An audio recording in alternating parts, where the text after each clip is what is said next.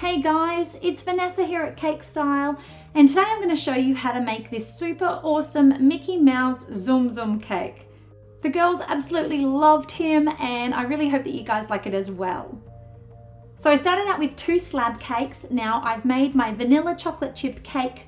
I've done 3 batches in 2 pans, and then what I want to do is just cut them down so that they're only 7.5 inches wide instead of the 9 by 13 inch that I started with. Then I want to line it up so that each layer is halved, which works out to be about 1.25 inches for these. And now you'll have 4 layers of cake. Now I've made up some brown sugar buttercream.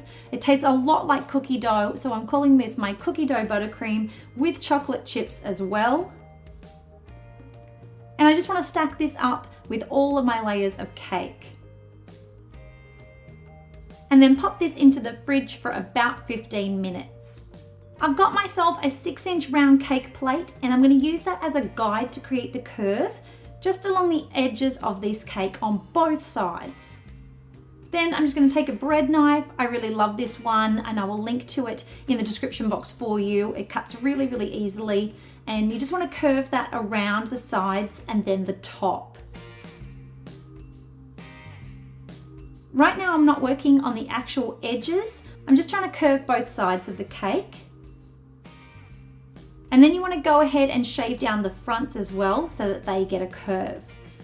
Now I'm adding a fairly runny coat of our chocolate ganache, and I'm making it runny because I want to make sure that it locks in all the crumbs at the same time. So I'm going to go ahead and do 2 coats. So firstly, I want to get on as much as I can onto all the parts, and then it starts to set up really easily because the cake is so cold.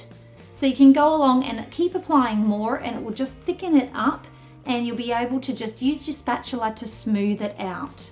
Now I'm not going super fancy with the board this time because I want it to be all about the Tsum Tsum, but you could definitely decorate the board as well if you like. And I just want to apply a thin coat of sugar syrup onto the part of the cake that's going to have the black. I want to work on the black first, so make sure that there's sugar syrup all over, and then roll out your black fondant. I use cornstarch so that it doesn't stick, but just bear in mind that black does stain if you get cornstarch on it, so I try and clean off my hands anytime I need to move it. Roll that over, and then start attaching straight away, focusing on that end. Just stretching it out and then pulling it down. I like to use the heel of my pinky finger just to make sure it's underneath there, and then cut off a fair bit of the excess with a pizza cutter and trim up the top so it's a nice straight line. Now I use a craft knife with this as well just to make it a lot easier to get into the little crevices at the bottom. I've got a boning tool, and I just want to use that to really get the fondant underneath. You can even use it to cut away the fondant, or you can take your craft knife afterwards and come along. But you just want to make sure that it's really underneath that cake before applying more sugar syrup to the other section and rolling out some red. Now I colored this red myself instead of buying it, so it's a little bit dimply just from having so much food color added. It's definitely easier to buy it already pre-made, but I only needed a little bit, so I went ahead and did it myself. Same technique, press it all down with the boning tool and then trim everything up with your craft knife. It's better to cut off a little bit rather than too much, so I just slowly do it in stages and then press it into place. Now I'm going to take some yellow fondant. It's done with an egg yellow as well as some white, and I want to make the cute little feet. So I'm just going to press it down with my fingers, squish it and cut it with a pizza cutter, and it's kind of like a stretched out oval, but it's got an angle to it as well. It's kind of like a curvy triangle in a way. And I'm just going to use some sugar glue to attach them, but you could also use clear alcohol or some water. Now I've got some beige colored, I used Wilton Ivory, and I'm going to freehand the face. I kind of want like a love heart shape that fans out, and then room for puffy cheeks. Always remember to check it against the cake and make sure that you cut off less rather than more. Again, I have some sugar glue, and I just want to press the top half of the face on and get that attached before I work on those cheeks. little bit more sugar glue, and then curve it down underneath the cake again. Trim off any excess, and it's really starting to come together now. It's looking so adorable. Here's my favorite Tsum Tsum. I would love it if you would leave a comment below with what favorite Tsum Tsum you would love to make a cake of. So I'm just going to attach a big nose made out of fondant and use a toothpick to help stick it.